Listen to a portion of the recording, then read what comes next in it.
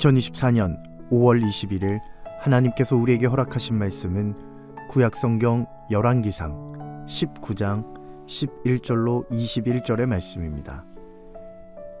여호와께서 이르시되 너는 나가서 여호와 앞에서 산에 서라 하시더니 여호와께서 지나가시는데 여호와 앞에 크고 강한 바람이 산을 가르고 바위를 부수나 바람 가운데에 여호와께서 계시지 아니하며 바람 후에 지진이 있으나 지진 가운데에도 여호와께서 계시지 아니하며 또 지진 후에 불이 있으나 불 가운데에도 여호와께서 계시지 아니하시더니 불 후에 세미한 소리가 있는지라.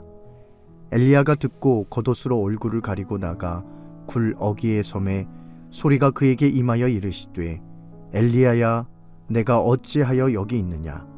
그가 대답하되 내가 만군의 하나님 여호와께 열심히 유별하오니 이는 이스라엘 자손이 주의 언약을 버리고 주의 제단을 헐며 칼로 주의 선지자들을 죽였음이오며 오직 나만 남았거늘 그들이 내 생명을 찾아 빼앗으려 하나이다. 여호와께서 그에게 이르시되 너는 내 길을 돌이켜 광야를 통하여 다메섹에 가서 이르거든 하사엘에게 기름을 부어 아람의 왕이 되게 하고 너는 또 님시의 아들 예후에게 기름을 부어 이스라엘의 왕이 되게 하고 또 아벨 무홀라 사밧의 아들 엘리사에게 기름을 부어 너를 대신하여 선지자가 되게 하라. 하사엘의 칼을 피하는 자를 예후가 죽일 것이요 예후의 칼을 피하는 자를 엘리사가 죽이리라.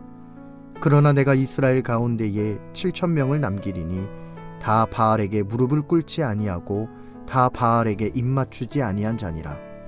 엘리야가 거기서 떠나 사밧의 아들 엘리사를 만나니 그가 12겨릿소를 앞세우고 밭을 가는데 자기는 12째 겨릿소와 함께 있더라.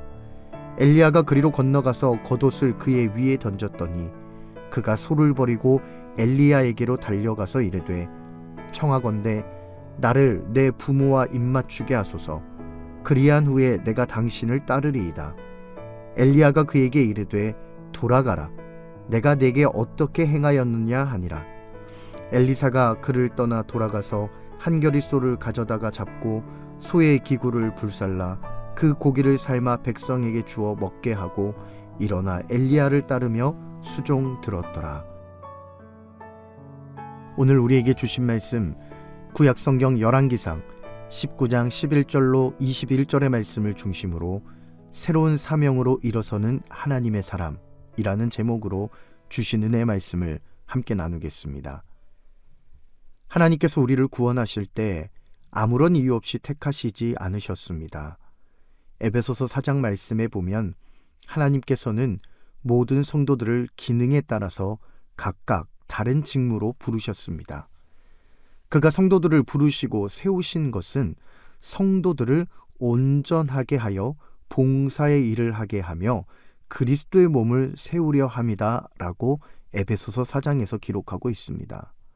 다시 말해 하나님께서 우리에게 구원을 주신 것은 단순히 죽어서 천국 가는 것으로 만족하라는 것이 아니라는 거죠. 하나님의 사명을 완수하기 위해 우리를 택하시고 불러주신 것입니다. 하나님께서 우리에게 사명을 맡기실 때는 그냥 맡기시지 않습니다. 우리가 사명을 감당할 때 지치거나 쓰러질 때도 있지만 그때마다 하나님께서는 능력의 손으로 우리를 일으켜 주시고 힘을 주십니다.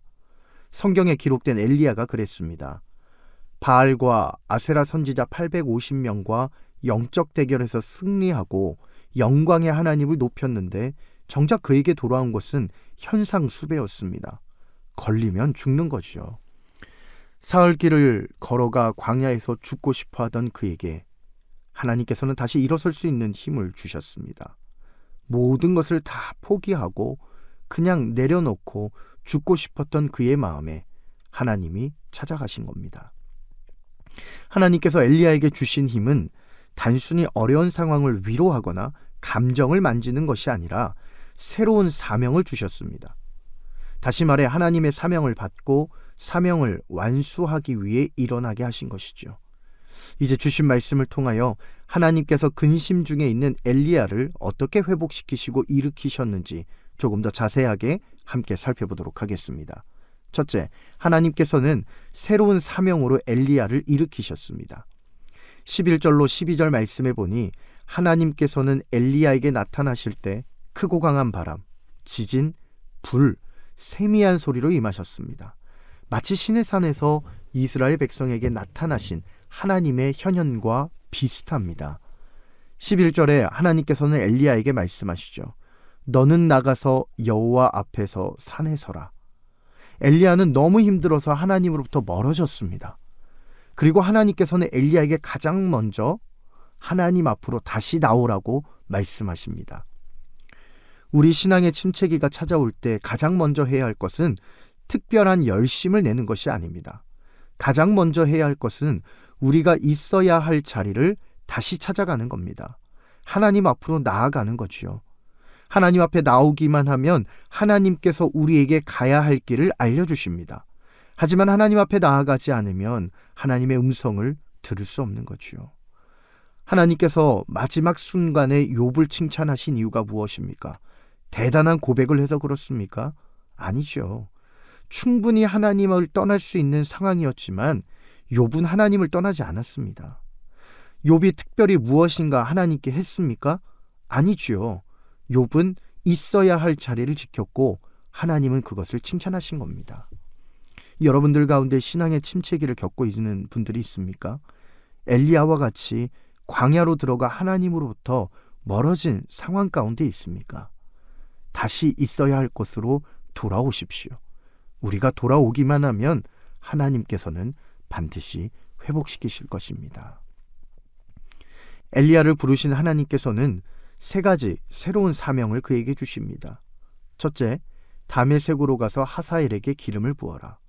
둘째, 예후에게 기름을 부어서 북이스라엘의 왕이 되게 하라. 셋째, 엘리사에게 기름을 부어라. 이 세 가지 새로운 사명의 공통점은 기름을 붓는다라는 겁니다. 기름을 붓는다는 것은 하나님의 고유한 권한이죠. 그 일을 엘리야에게 맡기셨습니다. 이것은 엘리야에게 하나님의 일을 대신하도록 사명을 주신 겁니다. 하나님께서 우리에게 사명을 주실 때 그 일들은 어떤 것도 하찮은 일이 없습니다. 어떤 일을 주시든 그 일은 하나님을 대신하여 우리가 세상 가운데 행하는 것입니다. 골로새서 3장 23절은 말씀하지요. 무슨 일을 하든지 마음을 다하여 주께 하듯 하고 사람에게 하듯 하지 말라.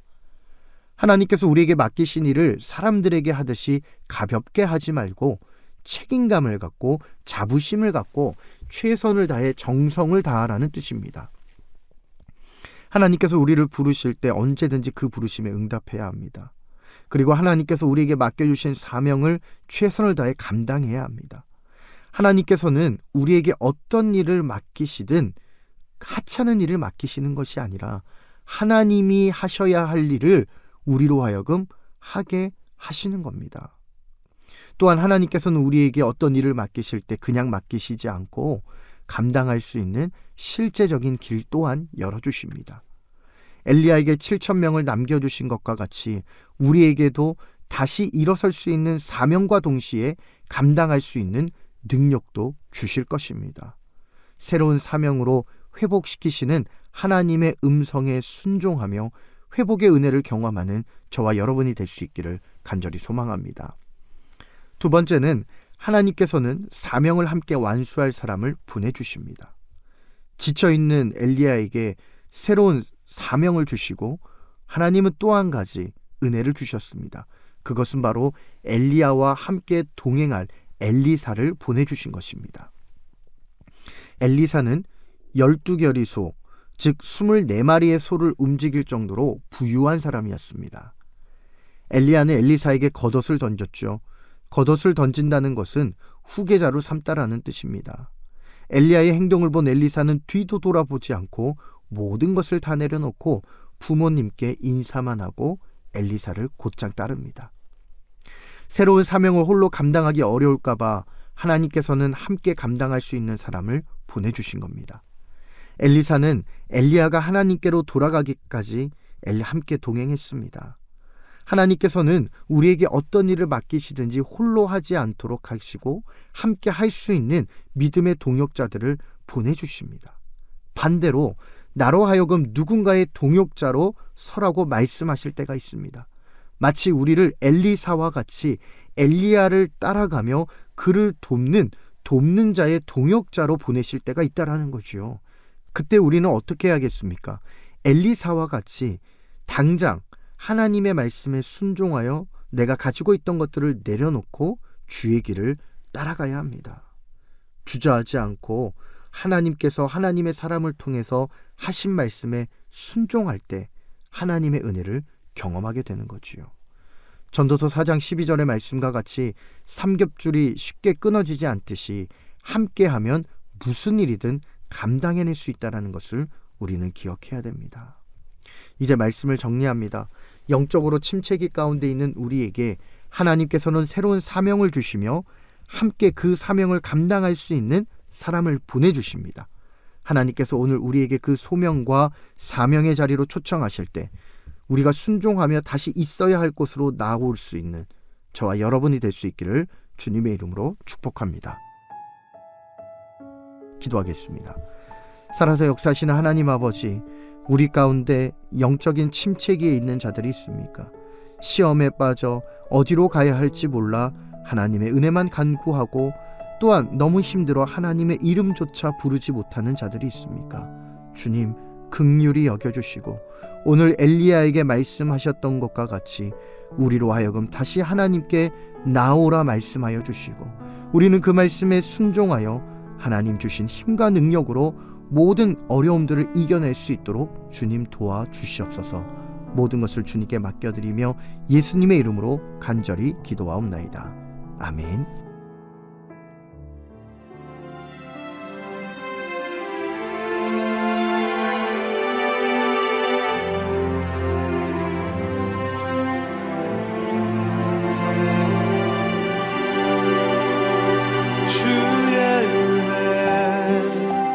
아침에 같이 나의 삶 비추시네. 변치 않는 주의 사랑 나의 삶 돌보시네.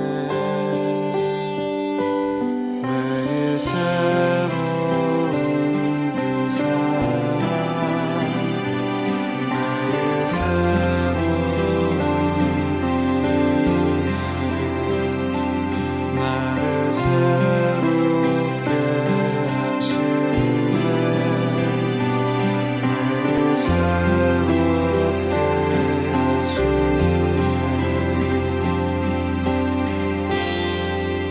주